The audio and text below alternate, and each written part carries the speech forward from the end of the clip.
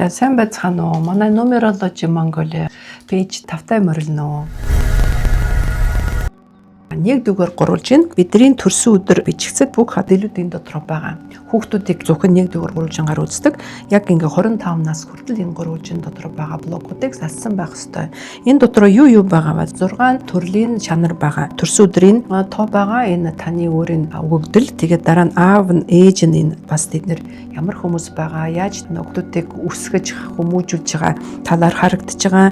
Бас өвөө эмээ байгаа тэр мэдээлэлд удмын мэдээлэл гэсэн үг. Тэгээд бас энэ дэлхийд би юу засахаар ирсэн байна, яах гэж төрсэн байна гэдэг одоо энэ тоо ингээ харагдаж байгаа. Ингээд 6 чанар миний авьяас гэсэн. Би энэ бүгдийг засаж одоо энэ гурвалжингийн доороос эхлээд орой дээр очих хэвээр ингээ би эрг чөлөөтэй болно.